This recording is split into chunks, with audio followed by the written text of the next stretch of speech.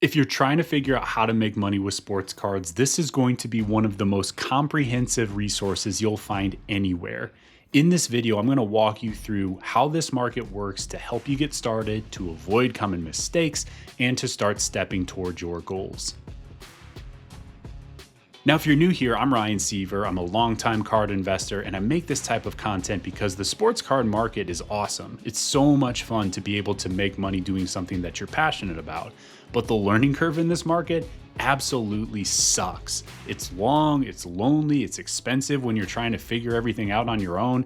And I know this because that's exactly what I had to go through almost 20 years ago when I first stepped into this market as a card investor. Now, here's the unfortunate truth. A lot of people that get into cards end up either quitting within their first year or they just lose a bunch of money trying to figure it all out through trial and error. And it's not because they're not smart, it's not because they don't know sports, it's just because no one's shown them how the market actually works. And so in this video, I'm going to walk you through exactly what I wish someone had shown me back when I was first getting started so that you don't have to learn the hard way. Now, we're about to cover a lot of information together, so we're going to break this into clear sections. Here's the plan. So we'll start with the foundations and we'll get you all the basics that you need to get set up properly. Then we'll deep dive into what actually makes cards valuable. So this is everything from condition to rarity to an overview of the grading process. From there, I'll give you some of the super valuable practical skills to help you evaluate card investing opportunities. So this is where we'll dig into things like what types of cards to target and the reasons values actually change and how to pick a player. And then finally, we'll pull it all together into a clear 5-step framework to win with cards. And at the end, I'll show you the path forward from here. Now, just remember, this is a foundations video. I'm teaching you how the market works, where to focus, and why, because if you don't understand that, it doesn't matter how good your strategy is, it's just gonna be really difficult to win. But once you do understand this, that's when it becomes a lot easier to layer on the winning strategies moving forward. All right, if that all sounds good, let's dive into this and let's go through the sports card investing crash course. This is presented by Cardboard Profit. Let's do it. So, can you actually make money with sports cards? We got to start by just addressing the basic question, right? The short answer is absolutely, but I'm going to prove it to you here. So, you know that card values rise and fall, right? And so, if we just take this Drake May Silver Prism PSA 10 rookie card here, for example, you can see 6 different sales within a 2-day period here. And these 6 sales went for 6 different prices. So you see 1800, 1500, 1800, 1950, 2100, 1750. I guess they went for 5 different prices. But these 6 cards went for 5 different prices over a 3-day period, and they are the exact same card.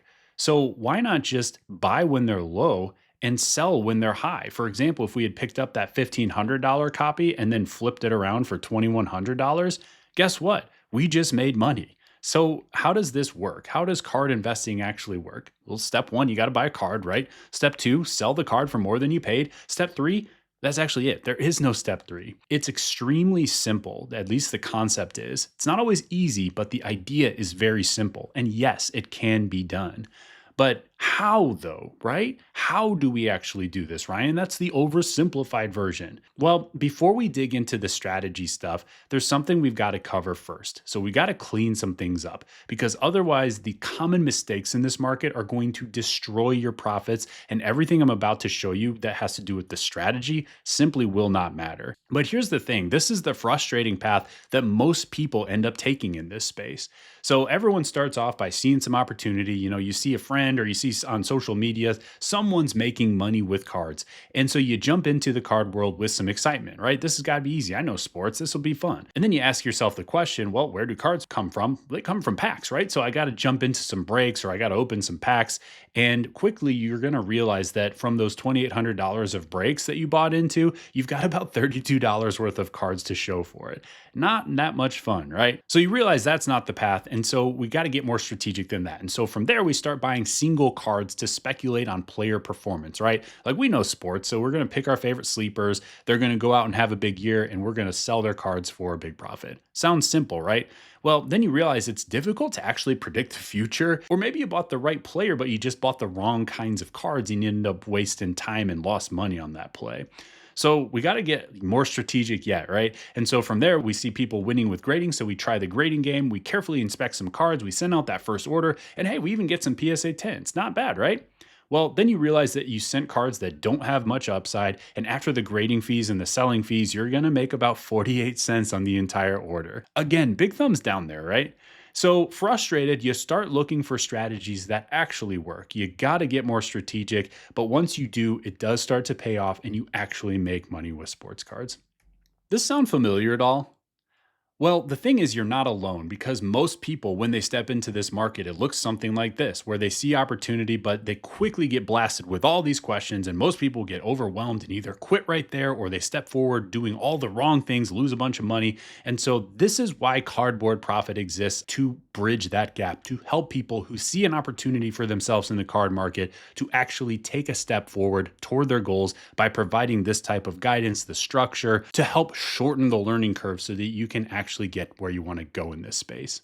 Now, to win with cards, there's information that must be learned and there are skills that must be learned. And so when we're talking information, we're looking at like where to buy and sell, how to buy and sell without getting scammed, what types of products should we be focused on, how do you pick a player, what's grading all about, what are some of the repeatable card strategies we can use to start winning. And so that's kind of the table stakes stuff that you just got to know to operate in this space. Now, the skills are where the strategy gets layered on top. And this is where you actually start making money with cards if you get good at these skills. So for the sake of this video, what we're going to talk through is the foundational information, because this is step one. Without this, the skills do not matter because you will not win if you don't have the strong foundation first. Now, I want to pause for just a moment here because this distinction matters a ton. There's a huge difference between knowing what to do versus knowing how to actually do it when there's real money on the line. So if at any point during this video you say, okay, I think this is for me, but I want to go faster, I want to go deeper, I want to get strategic now, I run a card investing membership program called Ignite where we help our members learn my proven system to win with cards, and then we provide personalized guidance as you take action along the way. I'll leave a link in the description with full details, but for now, let's get back to the course and let's talk through the foundations first. Now, at this point, most people assume that this is going to take a lot of time, or you need to have special equipment, or this only works if you can get around and travel to all the shows. And I'm here to tell you that that is not the case. The basic setup that you need for this is so simple, and that's what's great about it, is that cards can work around your life rather than the other way around. So you need a bank account, you need a physical mailing address, and you don't actually even have to use your own address anymore. There are now vault services that you can use to send cards to and from remotely. You need internet access so that you can set up an eBay account. And that's really it, guys. That's all you need. And the cool part about this is you can really run this entire business from your phone. So it is very simple and it works around your schedule quite nicely. Now, a quick word on budget, because a lot of times people see these big cards on social media and you think, oh man, I've got to do all this expensive stuff. I just want to start by saying, like, you don't need to start with a giant budget. You just don't. Now, it is difficult if you're trying to start with $12. It's going to be a grind to sort of flip your way up there. So it certainly helps to have a little bit of money to start with, but it's not the starting point that matters. It's sound strategy that creates profit, not just spending big money. And so spending big money without strategy is actually a path to losses and frustration. Now, I want to just share real quickly what my starting point was just to illustrate this point. So 20 years ago, I jumped into this market with less than $500 to work with. My very first investment was only $5.85. It was this Ollie Sheldon. I don't even know how to say his name the right way, but I bought a gold refractor from Bowman Chrome of him. He was a prospect for the Astros back in the day. Not even a great prospect. I didn't know what I was doing at all. But at this point, my total lifetime sales are well into the seven figures. And so I share this just to illustrate, like, it does not matter where you start. What matters is that you learn the sound strategy. You commit to learning and leveling up the strategic moves that you're making in this market. And that's what generates success. So just know that mistakes with high-end cards are expensive. And so I highly recommend just learn first, even if that means starting smaller, and then you can double down with a bigger investment later.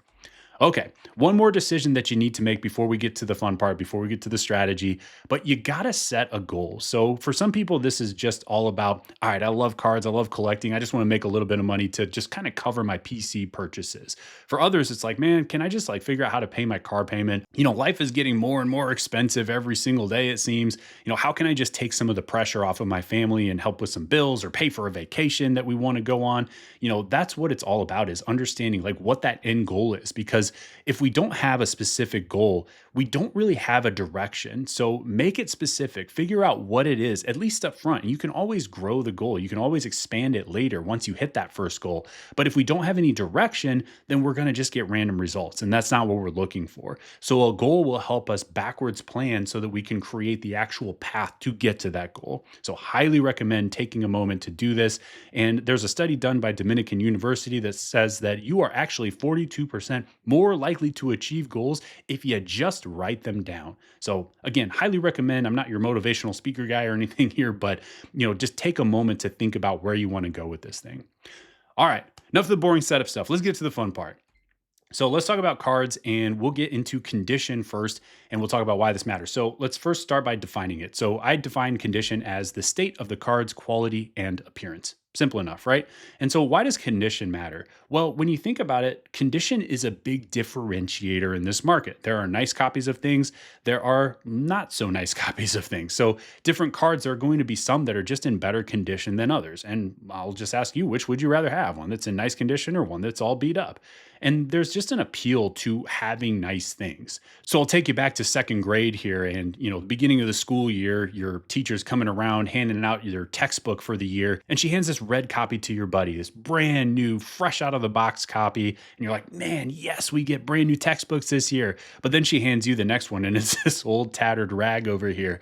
It's like, man, which would you rather have between these two things? Probably the red one, right? Like we all like nice things. And so why do we care about condition with cards? Humans gravitate toward the nicest version of things. So cards are no different. Now, when we look at condition, there are 4 parts of the card here. So the first is the centering. So this is the design, the picture, the image actually centered on the card. Corners, are the corners sharp? Are they dinged? Are they rounded? Edges, are the edges clean? Are they free of chipping? Are they free of dings? Surface is the fun one. This is a grab bag because there's all sorts of things that can go wrong here. But is the surface clean and free from scratches, indents, scuffs, ink, factory print lines, debris, Cheeto dust from someone that forgot to wash their hands after their afternoon snack? There's all kinds of things that can go wrong on the surface. And so these are the things that matter in the card market to other collectors, to other investors, and certainly to grading companies. So speaking of grading, what is sports card grading all about? So a grading company will authenticate the card, judge its condition, and assign a 1 through 10 grade, and encase it in a protective slab like the Mahomes card you see here. Now, when we look at grading, there are some different companies out there. Some of them have a long history in the market. Others are companies that seem to have just popped up from someone's mom's basement. I would highly recommend for already graded cards, huge fan of PSA, BGS, and SGC. Those are the big 3 when it comes to cards that have already been graded, especially in the sports world. Now, when we look at which company do we use to submit cards to for grading purposes, there is only one answer right now in today's market, guys, and that is PSA. And I'm not affiliated with PSA. I just like money. And so PSA is the company whose grades bring by far the most value on the secondary market. And so frankly, I don't really care what anyone else says. This is the only answer right now. There is not a close second. And again, my goal is that I want the grades that are going to add as much value as possible to my card. So I don't really care which company. I just want the company that's going to provide the most value. Right now, PSA is the answer. Okay, a couple of key grading terms here, just so you can start to speak the language a little bit better. Raw refers to an ungraded card. Slab refers to a graded card. It's like the protective slab, the case that it goes in. That's what people are talking about when they say a slab. Gem or gem mint means a card that is graded a PSA 10. And so sometimes people will use this as a verb, like, did that card gem? That means, did it get a 10? Gem rate is the number of gems, the number of PSA 10s, divided by the total number of cards graded. So for example, if I send 10 cards to be graded and 6 out of the 10 get PSA 10s, my gem rate is 6 divided by 10, 60%. Simple enough, right? PSA 10 multiplier. This is a slightly more advanced one, but this is where you look at the value of a PSA 10 and you divide it by your total cost. So your total cost is the cost of the raw card plus the grading fee. So for example, if I pay $30 for a raw card, I pay $20 for a grading fee. My total cost is 30 plus 20 is 50. And then the card gets a PSA 10 worth $100.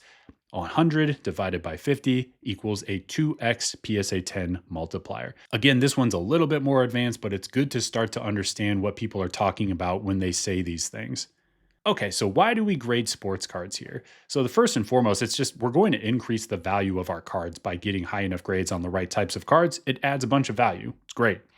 The second thing is it brings clarity to online transactions. So, for example, you might have a different definition of mint condition than I do, but when cards are graded, if a card is graded a mint 9, we both know that it's a mint 9. It kind of removes any ambiguity from online transactions.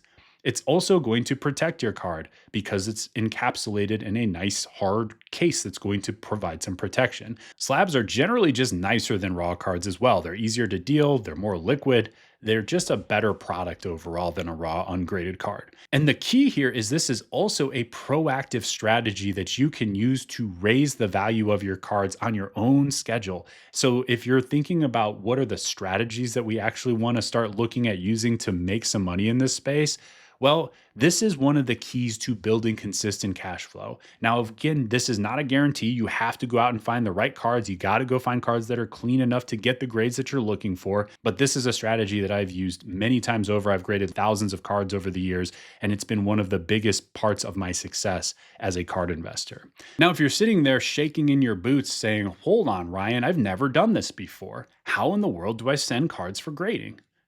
Don't worry, got your back.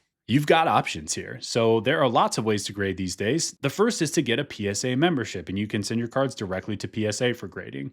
The second one, a lot of times your local card shop or your LCS will have an option to do a group grading submission for its customers. So you can go to your local card shop and ask about this. GameStop has started submitting cards for PSA grading in the past few years here. And so that's another option if you have a GameStop near you. You can buy from eBay and send directly to PSA now for cards above a certain value. So that's an option as well. And then lastly is a group submission. So there are online businesses that will take in cards from various people and they'll send them all as a group submission to PSA. So they do a lot of the work on your behalf. You just got to get them your cards.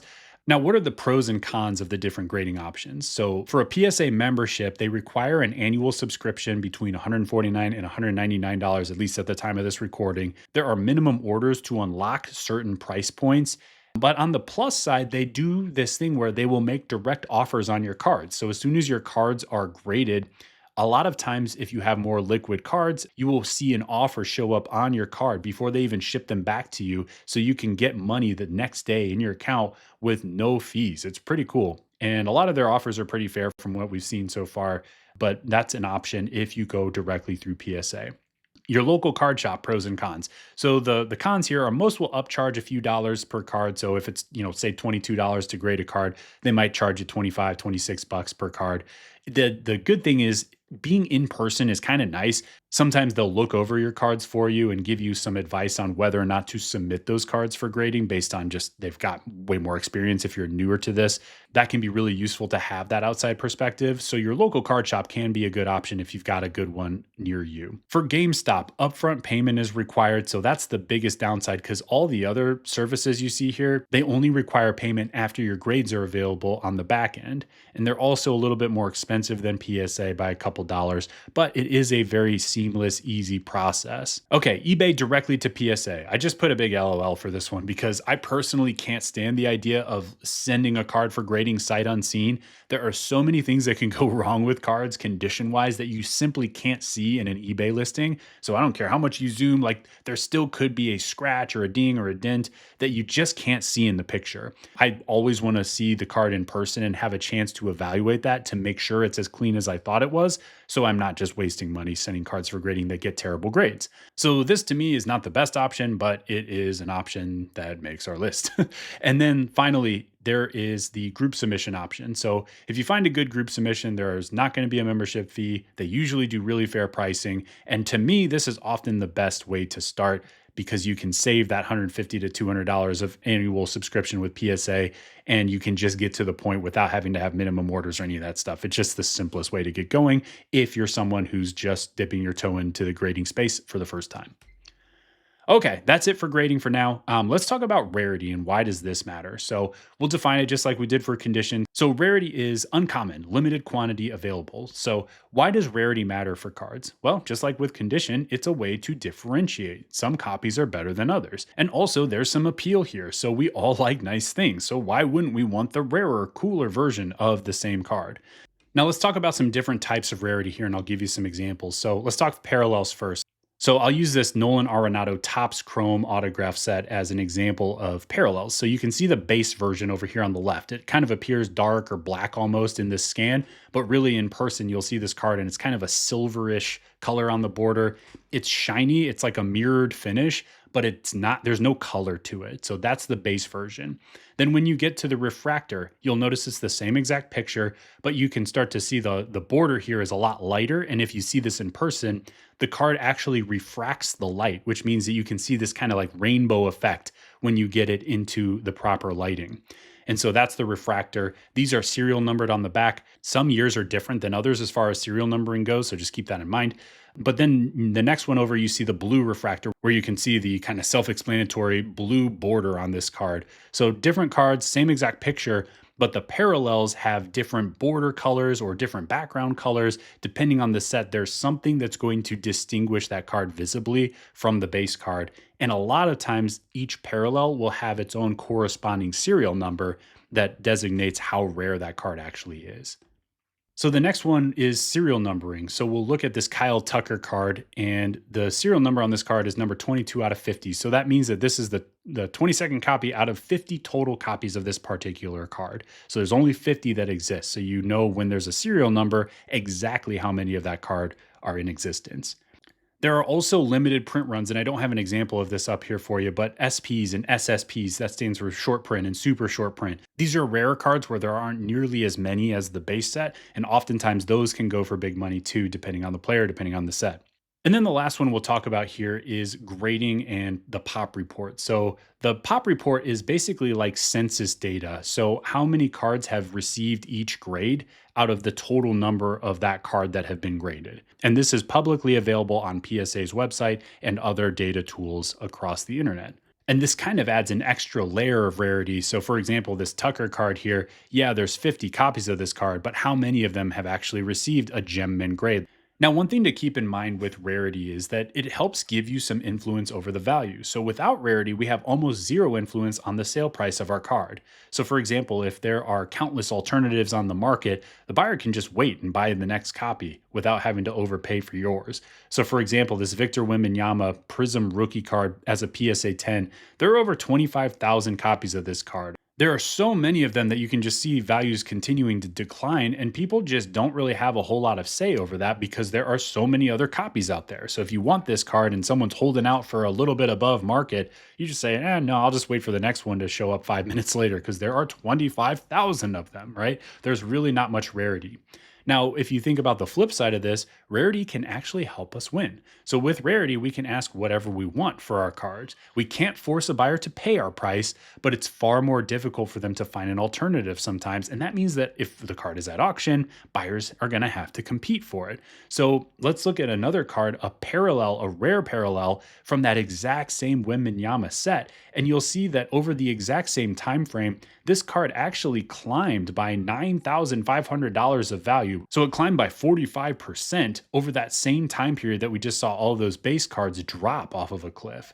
So rarity matters. It's a strategic advantage when you can get cards that are a little bit on the rarer side. All right, let's touch real briefly on where to buy and sell cards. So eBay is the biggest one. It's the biggest market in this space by far. So that is where I would typically point you to start. Social media, if you get into some Facebook groups, there's some really specific groups. If you're looking for Panini Prism football cards, for example, you can probably find a Facebook group about your specific card type. Auction houses. So there are a bunch of other auction houses beyond eBay that will focus primarily on selling sports cards. There are alternative sports card buy-sell sites as well that focus more on fixed price listings. You can get to your local card shop to buy cards. And just getting out to a card show like the National Sports Collector Convention is always a fun way to go too, where you can really feel the pulse of this market in person. Now notice here how I did not say open packs or join breaks. That's because I don't want you to flush your money down the toilet. I want you to make money, not lose it, okay? So let's keep it rolling here and we'll talk about where do cards actually come from. So cards come from a case, which has a number of boxes in it, which has a number of packs in it, which has a number of cards in it. So this is sort of the breakdown. If you hear people talking about case breaks or box breaks, this is what they're referring to. Now, when you look at actually buying a box to open, you're basically committing to a scratch off lottery ticket where, yeah, sure, every now and then someone might win something nice, but for the vast majority of the time, you're going to be losing money. So I just want you to know the risk up front. It is fun. It is not a good way to win in the card market. It is a gamble. It is not an investing strategy to open packs, to open boxes, to join box breaks. So I strongly recommend focusing on singles. All right, now once we're focused on singles, let's talk about the specific types of cards to target by sports. So the key here is we want to focus on rookie cards. So for football, it's rookie cards. For basketball, it's rookie cards. For baseball, it's rookie cards and what's called a first year card. You can see the logos here. So like the first Bowman logo refers to a first year card. And then you'll see the rookie card logo for the Panini products. You'll see the rookie card logo for Topps products. And if you notice the theme here, no matter what year it is, rookie cards will always be relevant. There's a long history and precedent in the card market of the players' first cards, their rookie cards, being the ones that hold the value the best over time. And so to put this the other way, if you compare like a 14th year LeBron card against a 7th year LeBron card, like why would one sell for more or less than the other? But rookie cards will always be first, and that's why they are always in demand in this market. Now, there are a few different things that fall under the quote unquote rookie card umbrella here. So you'll have on the left here, you have obviously just the RC logo cards where there's literally a RC logo on the front of the card. Stands for rookie card, of course. Now, you'll also have first year Bowman cards that fall under the rookie umbrella. And technically it's a first year card, not a rookie card, but it's the same concept. And, they're kind of used interchangeably here. There are also pre-rookie year prospect cards. So not a first year card, but also not a rookie year card. So think about for the minor leagues for baseball, sometimes a player gets drafted at age 18. They don't make the major leagues until age 22. There's 3 or 4 years in between there where they're still having cards made, but they aren't technically a first year card. They're not technically a rookie card. That's what these prospect cards are. And all of this falls under the general umbrella of a rookie card. All right, let's talk about the brands to target. So for 2025 and prior, this is when Topps had the baseball license and Panini had the football and the basketball license. So for football, from these years, we're looking for usually national treasures, flawless, contenders are some of the big ones if you're looking for autograph cards. For non-autograph cards, Prism is the big one. Select is another decent one. Optic is another decent one. For basketball, guess what? It's exactly the same because Panini was the one that was making football and basketball license cards during this era. And when you get to baseball, this is where Topps takes over. So for autograph cards, it's typically the player's first Bowman Chrome autograph. It's Topps Chrome is another big product. For non-autos, it's also Topps Chrome. It's base Topps, like flagship Topps, the paper cards that you would think of if you said, what's a baseball card from 50 years ago? It's a Topps paper flagship card. And then first Bowman Chrome is another good non-auto. So these are kind of some of the general most popular sets to look at. And so when you look at brands to target from 2026 and beyond, Fanatics is taking over the licensing for all sports. So they own Topps. And so for all sports, we can really simplify this because it's going to be about the same. For autographs, it's going to be Bowman Chrome, it's going to be Topps Chrome. For non-autos, it's going to be Topps Chrome, it's going to be paper Topps, and it's going to be first Bowman Chrome, especially for baseball, where we have the minor league system and guys have cards before their rookie season. Now, there are probably going to be other products that come out here. We don't know yet what's going to happen or if other products will kind of rise to prominence, but this is what it looks like for now. This is what I sort of anticipate to happen in the shorter term, is that people will gravitate toward the products that have the longest history in the market, in the baseball market, as far as Topps goes. So let's talk about some specific examples here. So when we're talking baseball, here's what a Topps base card looks like. So this is just the paper flagship card here, a base rookie card of Ronald Acuna Jr. Then there are parallels of those cards. So there are lots of different ones. This is a gold parallel from the Topps flagship set. There are SPs, so short prints from that same set. So you'll notice it's a different picture. It's not a parallel because it doesn't have the color or the numbering, but it has that different variation picture that was short printed, which means that it's rarer than the normal base card. Then we get into Topps Chrome. So this is a Topps Chrome base card, non-auto. You can see that it's got kind of the mirrored finish. And then when I pull up a refractor down here in the bottom left, it's got that rainbow finish where it refracts the light. So when you compare the Topps Chrome to the refractor, The Topps Chrome is shiny, it's a little bit mirrored, but the refractor is the one that shows kind of the rainbow color to it. Then you have all different kinds of color parallels. So this is a gold refractor, for example. A lot of these will have serial numbers on them to correspond with the rarity of that card. Then we get into autographs. So this is a Topps Chrome autograph from that same set of Ronald Acuna Jr. And then, of course, just like the non-autographs, we have parallels of the autographs as well. So you can see this orange refractor auto right here as well. What's fun about this is that there's something for everyone in these sets. So if your budget is small, you can start with the base cards and the lower end parallels. If you want to spend tens of thousands of dollars on some of these cards, you can get upstairs and go into some of the bigger parallels. Okay, basketball's next. So let's talk about Luka, and we'll show this is a Prism base card. So Prism is sort of the Panini equivalent to Topps Chrome as far as the non-auto stuff goes. Silver Prism is one of the most popular parallels, and similar to the Topps Chrome base and the Topps Chrome refractor, you can tell the difference between the Prism base and the Silver Prism based on the way that the Silver Prism refracts the light. The thing that's a little confusing here is the base Prism is actually the color silver, but the Silver Prism is the one that refracts the light. So if you don't see the rainbowish kind of finish to it, it is not a Silver Prism, even though the base is the color silver. I know it's confusing. It's not my favorite name for a parallel either. This is a gold prism. There are all kinds of colors, but this is where you can, again, just like with baseball, you can spend a little bit of money on this type of a product, or you can spend a ton of money. This is numbered out of 10. It's a very rare parallel that will sell for many, many hundreds of thousands of dollars for the right player. So this is a gold. When you get into some of the autograph sets, you see contenders here. This is a really nice autograph set where they typically have on-card autographs. We'll get into that shortly. Another big one is a flawless rookie patch auto, or RPA for short, but this is where you'll see a piece of the player's actual game-worn patch in the card, and it's also hard signed. And then the National Treasures rookie patch auto, same concept. Not as many of these are game used, but still a very popular set in the card world. Now, what about Topps Chrome? So if you go back a number of years, Topps actually had the basketball license as well. So they could make licensed basketball cards using the team logos. So guys like Steph Curry and LeBron, they actually came before the Prism era. And so their rookie cards are from Topps Chrome rather than Prism. And so you can see the base and the refractor version of this Steph Curry card here. Monster cards for a guy like that that's had a big impact on the game. Football is next. So same as for basketball, we'll use this Jalen Hurts as an example. You can see the base prism, you can see the silver prism, the gold prism, you can see contenders auto, you can see the flawless rookie patch auto here, the National Treasures rookie patch auto.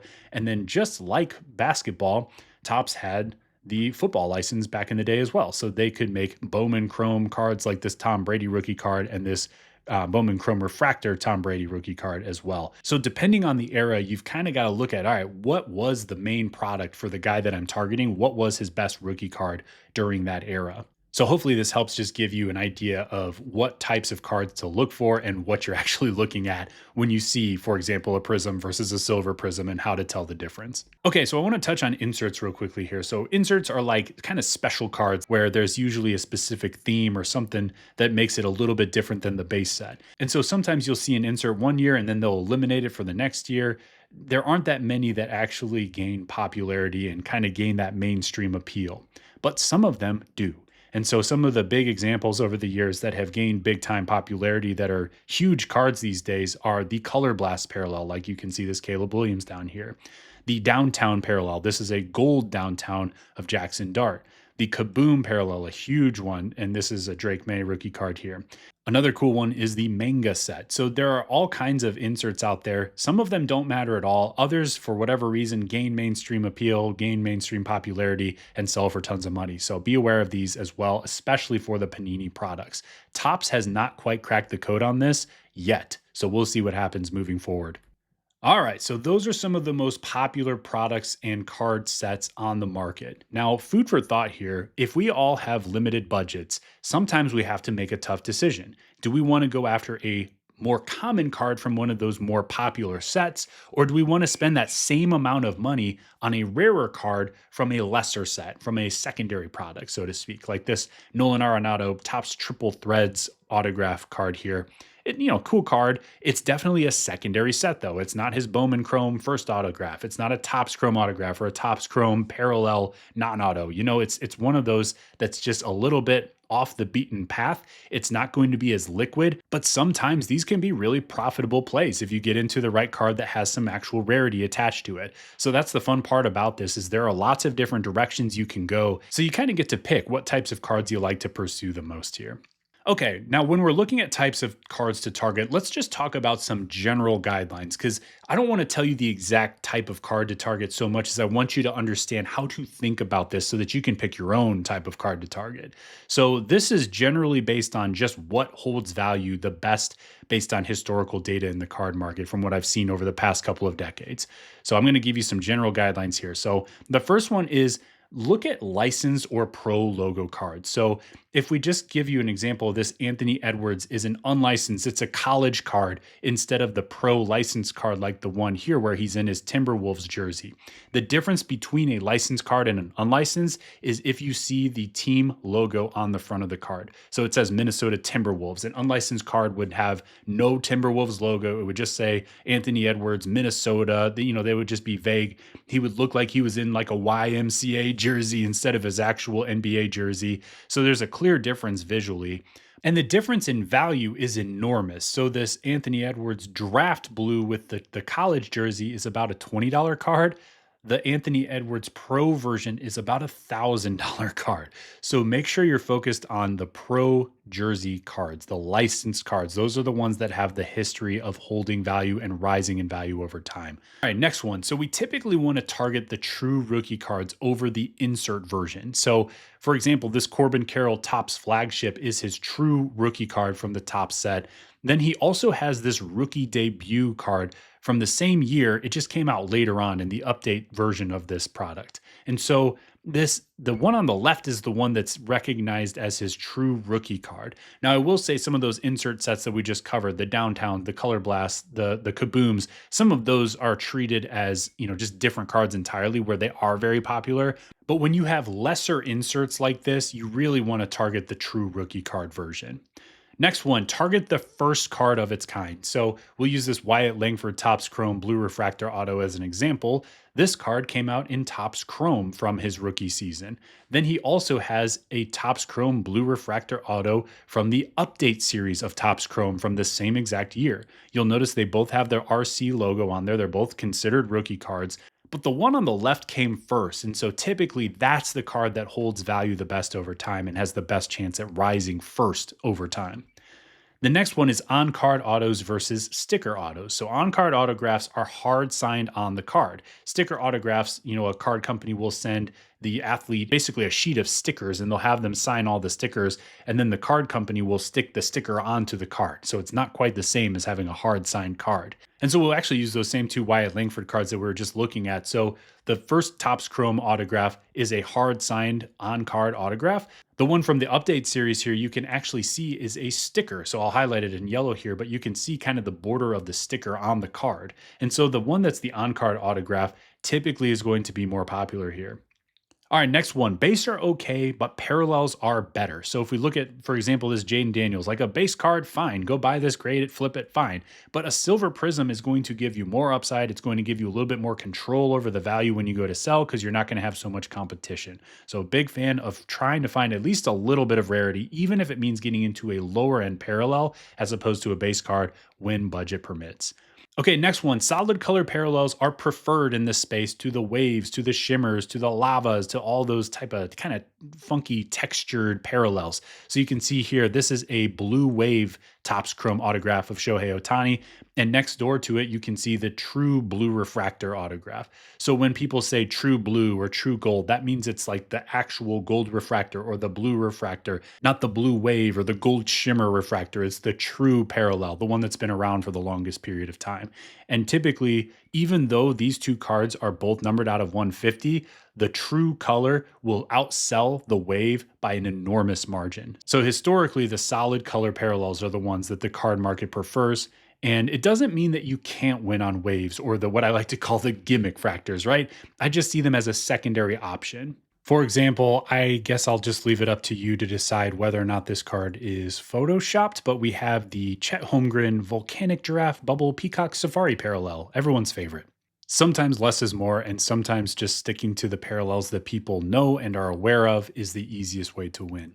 So, another quick tip for you, I prefer to deal in traditional parallels with easy names to say and to spell. And I like the idea of if I can look at the card and immediately identify it, then we're in the right place. If I can't, then maybe that's not the best card because it's hard to tell what it actually is.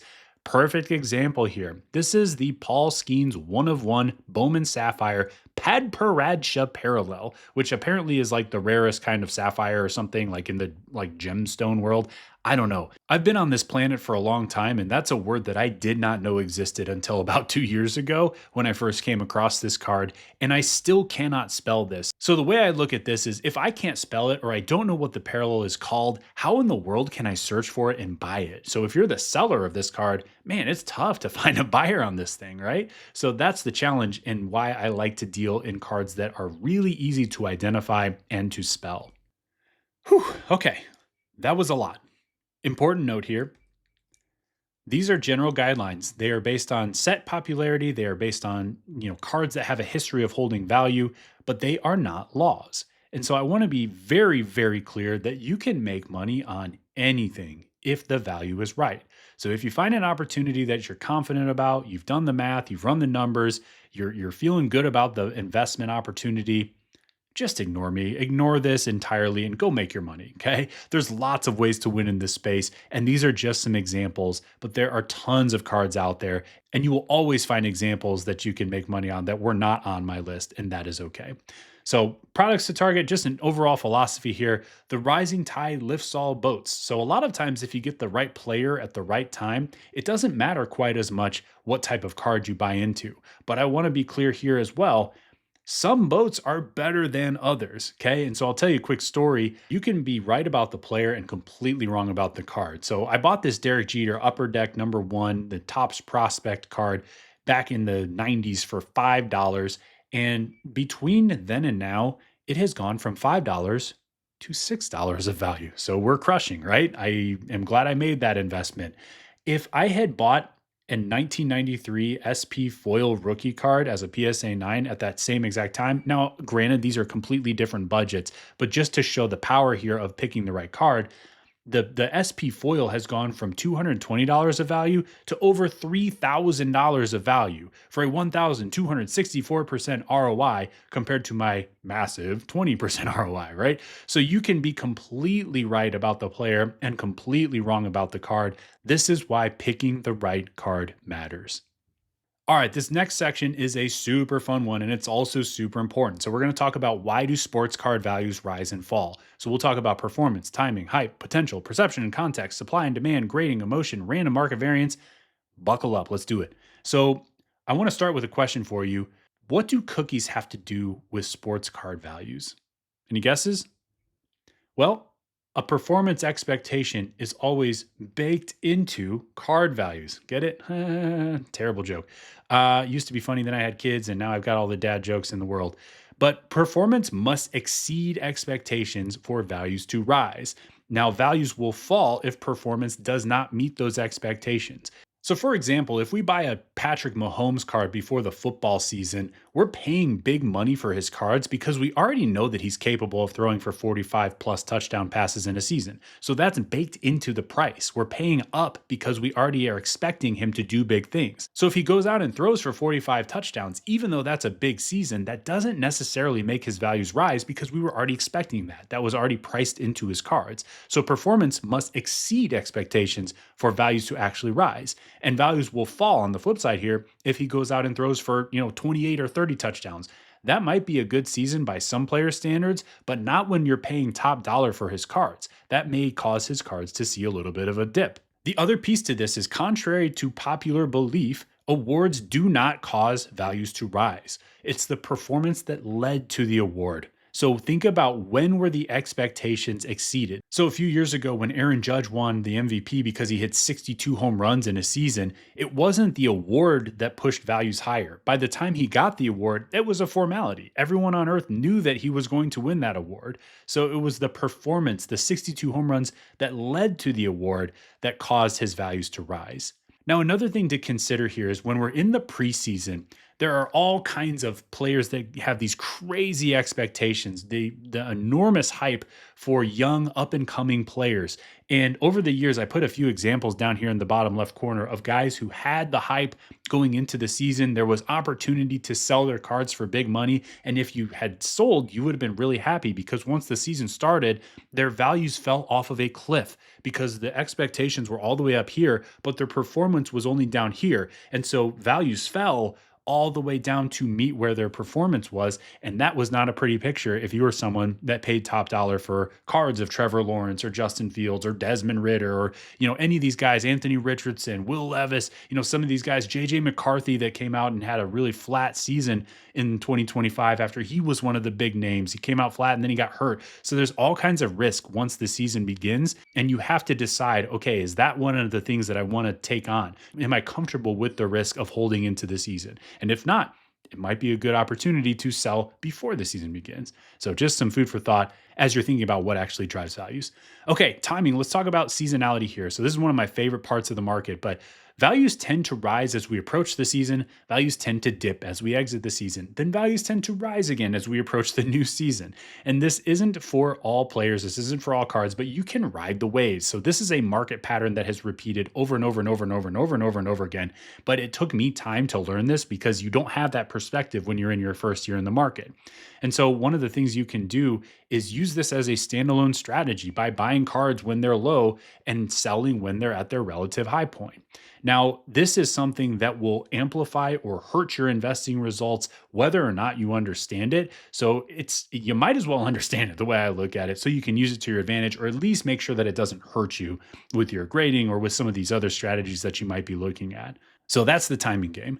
Hype and potential. So let's just differentiate real quick. So hype is the excitement surrounding a player that may or may not be based on actual reality. So it's more of this like feeling, this collective, excitement surrounding the player. Potential is a logical estimation of a player's future ability based on all available evidence. So potential is way more grounded in reality. It's, what is this person's physical tools? It's, what have they done in the past? And it's kind of projecting that forward and looking at that as, okay, this is what this player could potentially become.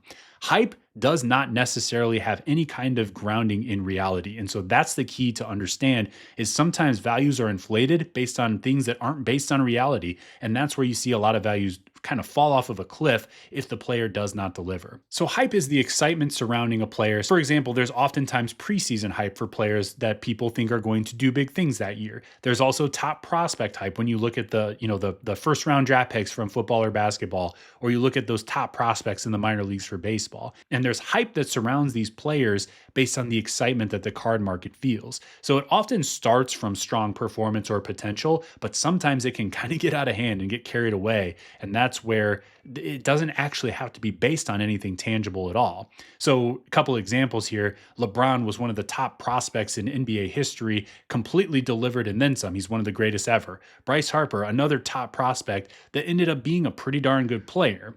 You've got Will Levis, on the other hand, who looked like he was going to be a decent quarterback if you just judged him based on his college days, but then he gets to Tennessee and everything went wrong and he didn't really pan out, at least not yet. So all of these guys had big time hype at one point or another. Some guys will deliver, some guys won't. So just because a player has some hype behind them does not mean that they are going to deliver. And speaking of Will Levis, do you remember this, where, the preseason hype is one thing, but then values can fall off of a cliff? Well, if you look at where his values were going into the 2024 football season, when he was looked at as a guy that could come in and start for Tennessee and be an impact player, his Silver Prism PSA 10s were $200+. If you look at just 1 year later, those same exact cards were selling for just over $20. That sucks. That is literally losing 90% of the value from 1 year to the next. So that is not what we want to do, but you got to be aware of how hype impacts the market. Okay, next one, potential. So, potential is a logical estimate of a player's possible future ability based on available evidence. So, the available evidence part is the key here because it's rooted in reality. And so, we're looking at things like past performance, physical tools, age to try to determine what is possible for this player potentially moving forward. And so, when you look at why do young players often outsell proven stars and even Hall of Famers? It's all about potential. People think there's an opportunity to get in at the ground floor of a player that has the potential to become something great. And so that's why it's oftentimes the younger players who will outsell the proven names because there's a possibility that based on their potential, they could actually outshine those proven names eventually. Will that actually happen? Maybe, maybe not. For most players, it won't, but it's that possibility that keeps the card market going and keeps the card market paying big money for these types of players' cards. The next one is perception and context. So understanding, what does the public think about a player? So what's the player's public reputation like? Is it positive or is it negative? A player's team market. So a player that plays for the New York Yankees is probably going to outsell a player that plays for the Tampa Rays. It's just a better market. And also, what's the storyline around a player? So someone that's chasing a record is going to have more of a spotlight on their cards than normal. Someone who cheats or gets suspended for performance enhancing drugs. Fernando Tatis Jr. was a really strong up and coming player, and then he got popped with that suspension for the performance enhancing drugs, and his cards took a major hit. Also, non sport issues. So, looking at a guy like Wander Franco, who used to be a top prospect, his cards sold for enormous money. But then the news came out that he was dating a minor or whatever the weird situation was with that thing. And now he's not probably going to ever see a baseball field again. His cards crumbled quickly as a result of that, as they should have. So perception and context matter in a big way, and you got to understand the complete picture around a player, not just what's happening on the field or just their stats in a vacuum. The next one is supply and demand. So I'm not going to teach you an economics course here, but you got to understand these concepts just from a very basic level that supply and demand for a particular card are going to dramatically impact the value of that card. So when you look card specifically, supply impacting variables are things like the print run or serial numbering. When you look at the pop report and the grading data for a particular card. And also in the shorter term, what's the actual availability of that card? Sometimes we might know that there's 50 copies of a card that exist, but if there's only one or two of them on eBay over the course of a year, that card has the perception of being a lot rarer than it really is. And that's where availability comes into play, which is part of what makes this market so fascinating. Now, on the demand side, so things like performance, hype, the market, there's all kinds of things that can make people want a card more or less. Timing is a big piece too. So, in the middle of the offseason, people are less likely to want a card of a baseball player than they will right before the season begins. So we got to understand supply and demand, at least from a high level here.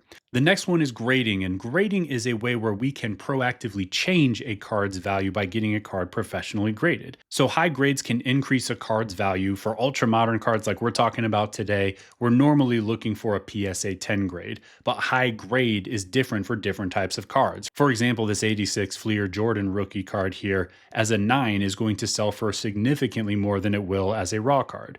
Gem Mint is ideal for ultra modern cards, so we're looking for those 10s. And lower grades can actually decrease the value. So we don't want to just grade every card willy nilly. We got to have some strategy when we're sending cards off and understand what types of cards actually rise in value and which cards are in clean enough condition to have a chance at the grades that are going to raise the value of those cards.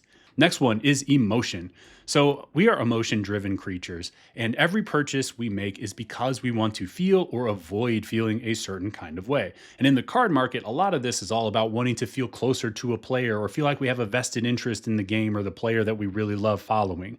FOMO is a big piece of this too. So the fear of missing out.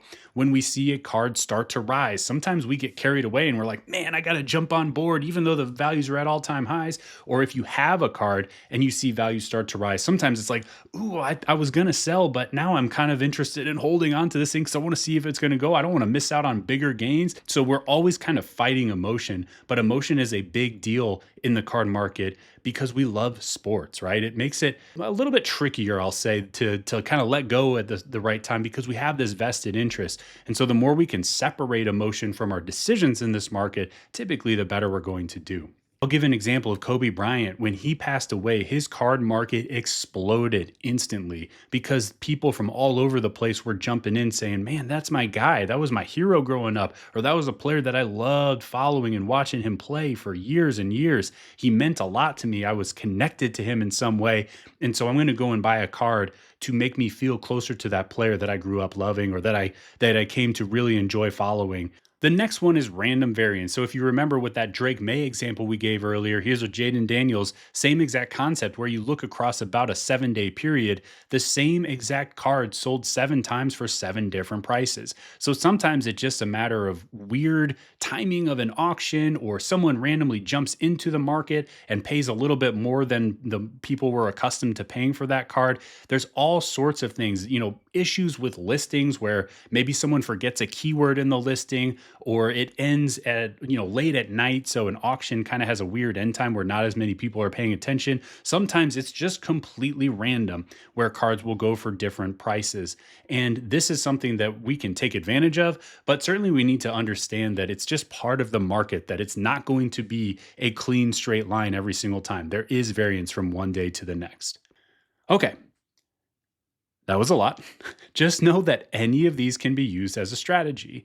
Now, the common mistake in this market is to buy without a plan and to just buy into your favorite players or your favorite teams or someone that you saw someone on social media buying into without understanding the why behind it. And so, what I would recommend doing is just pick one of these strategies and align your buying and selling to that specific play and then go execute, right? You don't need to have a crazy elaborate strategy, but you got to have at least something in mind. So, I like to think about when I'm making an investment, it's all about the why and the when. So, can we give a logical explanation for why we think the card's value is going to rise and a timeline attached to that? And if so, then I feel pretty good about that investment. If I can't explain both, then that's usually not the right play for me. And the key here is you're not always going to be right, but we want to at least have a logical investment thesis here before we put our money on the table. All right, now how do we actually push toward goals? So let's say you're setting a goal of $500 per month or beyond. It doesn't really matter, but it's good to understand the market basics. If we want to simplify this and we want to just understand, how do we actually create consistent cash flow in this space? Man, I'll tell you what, there's nothing in this market that's made me more money than grading cards. So I highly recommend understanding the grading game. It's something that you can do on your own schedule, and it's a learnable skill. So once you learn it, you can rinse and repeat and do it over and over and over again. The thing that I like about this is that it's within our control. So yes, we need PSA to, grade our cards fairly and do the things that they're supposed to do. They get it right far more often than not. So that means that it is on us to find the cards that are clean enough to have a shot at the grades we need and that are going to increase in value significantly when we get those grades. And if we do that, we can send as many grading orders as we want. We can send as many cards as we want all through the year. And this is what gives us the ability to create cash flow and to control our own destiny in the card market. All right, quick pause because I know we've covered a ton of information. So if you're feeling overwhelmed right now, that's normal and that's okay. You're not supposed to memorize this all today. Now, you will have to learn all this stuff. It is important. So if this video is helpful, we're not done yet, but feel free to save this and just come back to it and use it as a reference point in the future. The other option for you, if you are someone that just wants to have a support system built in, that's why I built my Ignite program. So we cut out all the noise, we simplify this down to a proven system that we teach you, and then we provide support along the way as you take action so that you don't have to memorize this stuff. You can just ask if you run into a question, and you get support from myself and others that are doing big things in the card space along the way. So if that's at all interesting, again, I'll leave a link in the description. But otherwise, we're on the home stretch here. Let's finish this video off and we'll get you the rest of the basic foundational roadmap to success. All right, the next topic we're going to cover is how do we pick a player? So the simplest way to put this is just match your investing with your expertise. So if you know the most about baseball, I don't know that there's a reason for you to put all your money into hockey cards just because you saw someone else doing that, right? So I think of it like if I know the most about baseball, second most about basketball, third most about football, then maybe this pie chart that you're looking at right here is about the allocation of my resources that I want to have. And here's the thing, you don't have to do more than one sport. You can be successful just with baseball or just with football if that's your thing. So think about what this pie chart might look like for you based on what you actually know. It's so much easier to focus on what you already have knowledge in versus always starting over and always having to learn from the ground up. Now, when we get into picking a player, you got to ask yourself, what are your goals? Because if it's collecting, just focus on what makes you happy. Ignore all this stuff, right? Don't worry about the value. But if you're someone that's here to invest and to flip and to make money, the thing that I like to do is to focus on players that are in the top 5, top 10% of the league. And the other part of this is prospects or players who could elevate into the top 5 to 10% of the league. So it's this perception of having the ability to get into that top 5 to 10% category. And what this does is it puts you in position where you have inventory that people actually want. It makes it so much easier on the back end when you have cards that are highly liquid, that are easy to sell. And money is disproportionately spent on the top players in this market. So, at some point in your life, you might have heard of the 80-20 rule or the Pareto principle. So, in card purposes, this would be the concept that 80% of the money is spent on 20% of the players. Now, I actually think that this is even more extreme. I think it's even more skewed and more top heavy in the card space. So, I would call this the 95-5 rule, where 95% of the money is spent on the top 5% of players in the card market. So, just keep that in mind when you're buying that sleeper pick that's the 148th best player in baseball. They might be a good sleeper, but are they really someone that the market is ever going to care about enough to make your life easy when you go to sell those cards? You got to keep in mind the end buyer and who is actually going to be your buyer when you go to sell. Now, you want to think one step ahead in this market too. So, the idea is not who is everyone excited about today, it's who will everyone be excited about in the future. So, we've got top prospects, we've got the rising stars, the MVP candidates, the comeback candidates, the guys that are coming back from injury. We've got players with improved opportunities. So, Jordan Love was a prime example of this back when he was the backup for Aaron Rodgers for a couple of years. Well, Aaron Rodgers was, going to be out of the picture. And so all of a sudden, people got really excited about Jordan Love cards because he was finally going to have a chance to be the starter. So there's all kinds of opportunities like this with trades, with players leaving or going to a new team in free agency.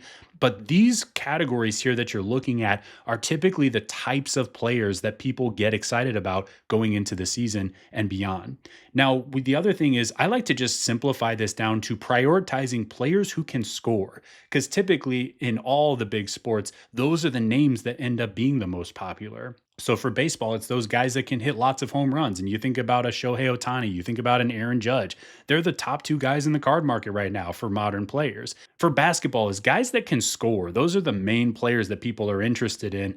And there's also this interesting dynamic of who can actually fill up the stat sheet. So someone that's putting up 25 points and 10 assists per game is a little bit more exciting than someone that's putting up 28 points per game, but only 2 assists per game. It's a more kind of hollow, empty stat line, that second one, compared to the first one, who's doing more on the court overall. Football is interesting because it's very top heavy toward quarterbacks, where quarterbacks are where the vast, vast majority of the money goes. And so a lot of it's about, okay, who's throwing for the most touchdowns? And the football market is a little bit unique because wins matter more in football than they do in the other couple of sports. And when you look at this, it's likely because quarterbacks are so closely tied to their team's success. So it's just kind of natural that we look at who's actually able to carry their team to victory. All right, here's how to estimate value. So comps are recent sales of similar cards. Comps help us estimate value by serving as a reference point for what a card might be worth based on past data. So it's kind of like real estate. If you ever sold or bought a house before, you look at other house sales in the neighborhood to kind of estimate based on those sales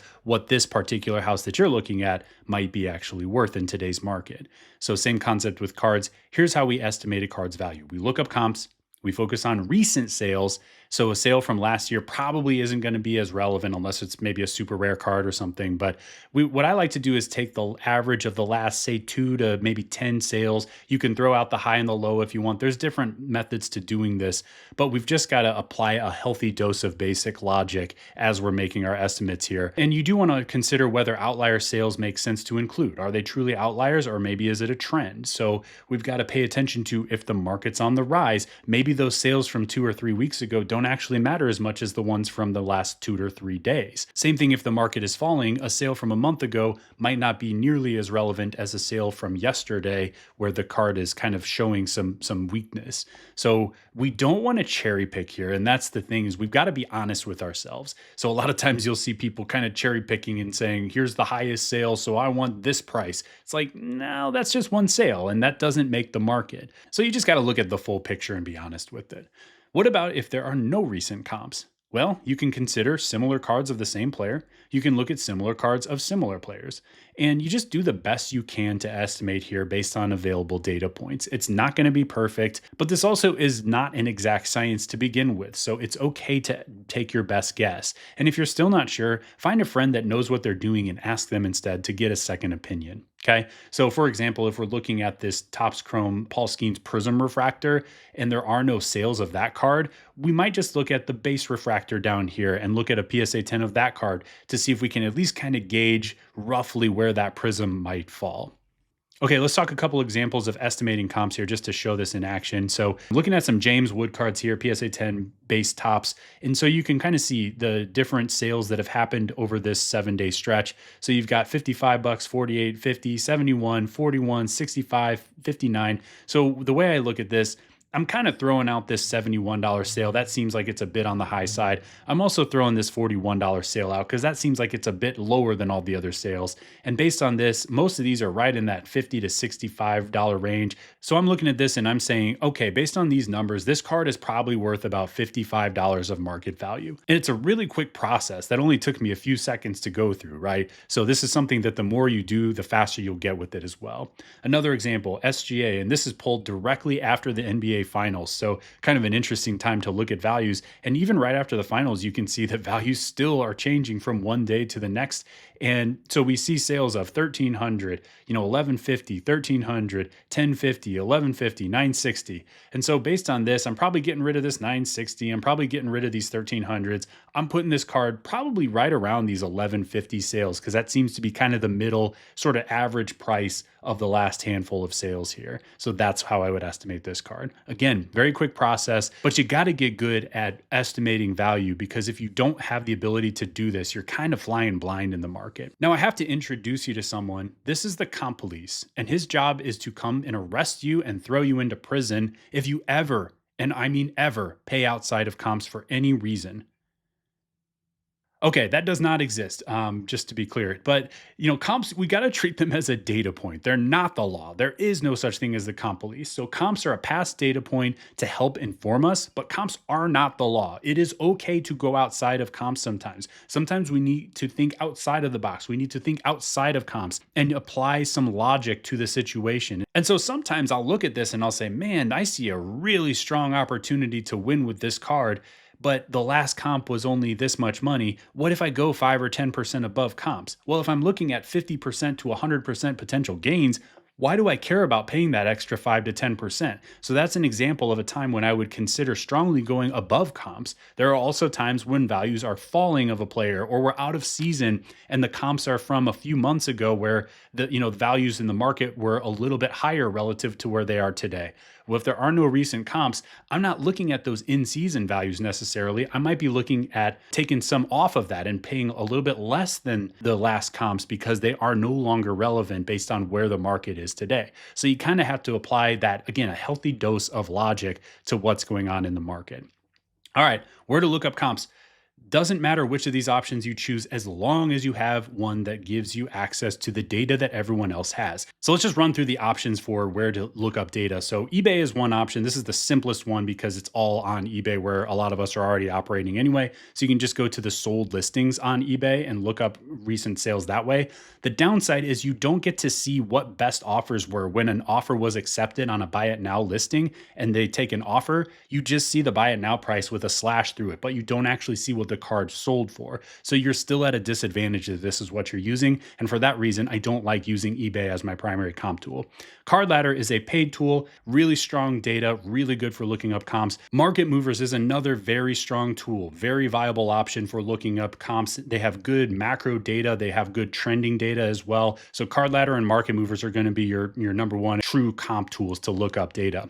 130point.com is a great one because it's free. So it's going to pull a lot of the same data that you get in Card Ladder and Market Movers. It doesn't go back as far. The features are limited because it's a free tool, not a paid tool, but it's a great place to start if you're just trying to get some basic data without adding a monthly subscription to your life. So these are the options, and any of these tools can work. So it doesn't matter which one you use. What matters is that you have the right data to inform your actions. If you don't have access to this data, you are going to be an objectively worse card investor. So this is an absolute must have to make sure that you can operate in this market. Okay, now that we've talked about the foundational skills, let's talk about how do we actually win in the card market, and then we'll get you out of here. So again, do you remember this, the frustrating path that most people take, right? There's a lot of pain, there's a lot of frustration, there's a lot of lost money along this trail. And unfortunately, this is what most people do. But guess what?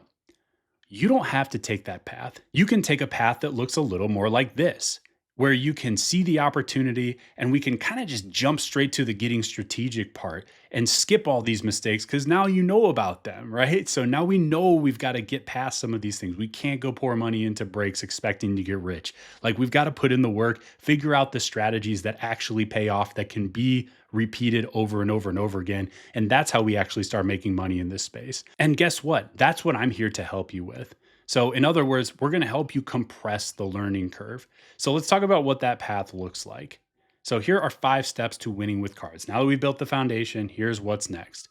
So again, step 1, we've got to get away from the gambling mentality. And I'm not just talking about packs here. I'm talking about trying to predict the future, trying to guess the perfect player, trying to speculate on performance. That stuff is hard. Like unless you have a crystal ball, it's just really difficult to predict the future with consistency. And so the way that I approach this market, there's really no need for luck because we do the strategies where we take control of our own destiny. So there's the quote from The Dark Knight, great movie, but Harvey Dent says, I make my own luck. He's got the coin that has heads on both sides. So that's what we want to do in the card market. We want to focus on the strategies where we can control the outputs by putting in the right inputs. Step 2 is to focus on proven strategies. So this is exactly how we do that. We want to use what I like to call the cardboard profit triangle offense. So this consists of value buys. So a value buy is where we find a deal that's below market price and we know that we are building the margin into the card when we make the purchase because we're getting it for such a steep discount that we know that as soon as we have the card in our hands, we can turn it around and flip it for a profit. Great strategy because it's well within our control. It does take work to find these deals, but they are out there. And it is, again, it's something that we can control.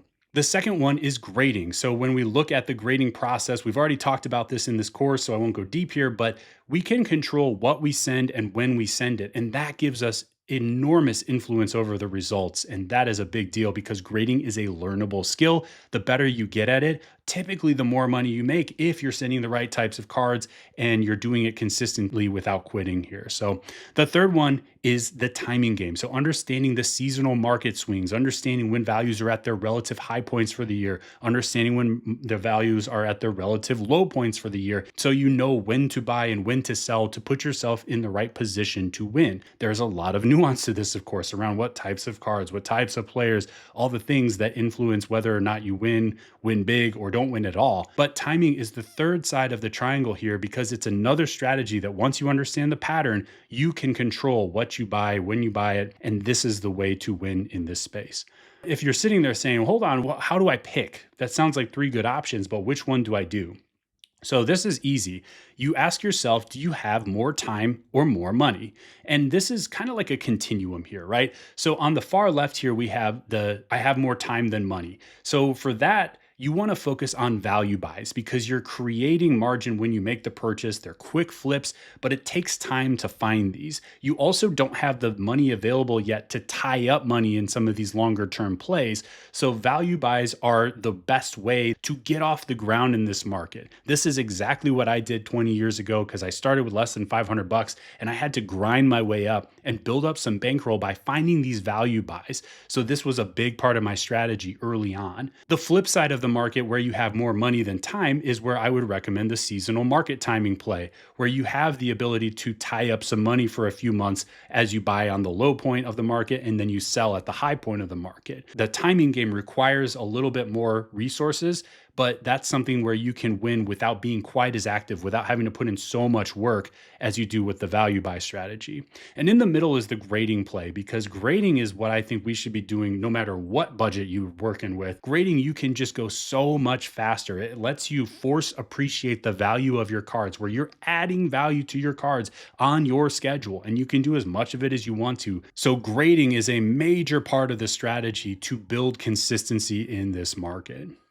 All right, step three. So we got to take action, right? So that means doing the research, figuring out which players to go after, buying the right cards each week, literally just actually buying them, like finding them, adding them to your watch list, buying the cards that we need to buy.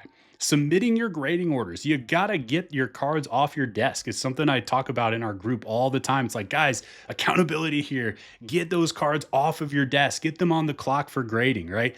We got to list our cards for sale or send them out the door to consignment so that they can be for sale. It's hard to sell if it's not for sale, right? So there are some of these action items that we have to take, these revenue generating activities, and it's a big deal to focus on the right actions because there are a whole bunch of things in this market that can distract you. So taking action is a huge deal, obviously. An ounce of action is worth a ton of theory. Ralph Waldo Emerson quote that I really love, really believe in here. And so take action is step three. Step four, we got to sharpen our skills. We can't assume that we know everything 5 minutes into this course, because we don't, right? There's so much to learn. There's always new players. There's always new products. We've got to continue to sharpen our grading skills, get better at that process, get better at evaluating cards to send off for grading. We got to be able to align our investments with the seasons to amplify our results. There's all this kind of continued learning along the way. I'm 20 years into this, and I'm finding that I'm still learning new things every single month, even now, 20 years in. So you never really stop the journey of learning and trying to level up and get better at your craft. And finally is step five, don't quit. We've all probably seen this picture before, but you stop 3 feet from gold. Sometimes you just got to give yourself long enough to give yourself a real chance, right? Like, you're not going to build something that matters overnight. This isn't one of those get rich quick things. You've got to put in some work, and it takes a little bit of a grind to get it off the ground at first. That's normal. That's part of this. So it's really hard if you say, all right, let's give this thing a week or a month and see how it goes, and then we'll decide from there. Like, you're never going to win if that's the approach that you're taking. But if you commit to this for a year or give yourself an even longer time than that, like, man, it becomes really hard to not see results if you commit to learning, to leveling up, to continuing to take consistent action, to doing the right things, to eliminating the wrong things. And that's how you win in this game. So it's impossible to win if you quit, and it's hard not to if you don't. Summary here. Step one, quit the gambling. Step two, use the triangle offense. We like those proven strategies that we can control. Step three, got to take action. Step four, keep sharpening those skills. Step five, guys, just don't be a quitter. So I'll take you back to this slide one last time here. So we just covered a whole bunch of the information stuff here, right? To hopefully give you a strong foundation for where to get started in this space.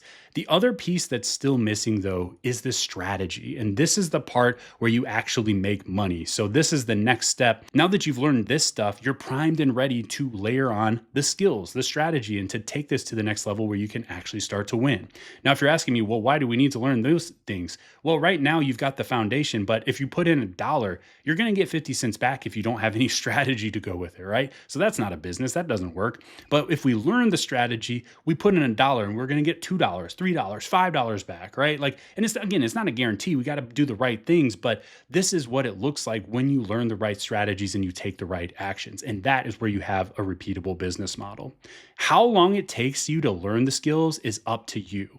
So there's really two paths here. And I'll share with you the old way, and this is what I had to do back in the day, but I call this the trial and error approach, because that's what it is. You take a long time to figure it out by just taking action, seeing what works, trying to refine it a little bit. You don't have a whole lot of perspective. It's all trial and error. It's guessing. You're going to get inconsistent results along the way as you're trying to figure it out. This is where expensive mistakes happen because you just don't know what you don't know. The feedback loop is either non-existent or it's slow because you're doing it based on what your actual experience is instead of figuring out, from someone that's already been there and done that, what actually works, which leads us to the new way. And this is what I like to call the develop skills approach to this. So this is where you plug into proven frameworks. You have clear decision rules to help guide your decision-making process. You have more predictable outcomes because you're doing more of the right things from the onset. You have fewer costly errors because you're doing the right things from the onset. And the skills really do compound over time. So when you look at the trajectory, the trial and error is fine. You can win that way. It's just going to be slow. It's going to be a little bit painful.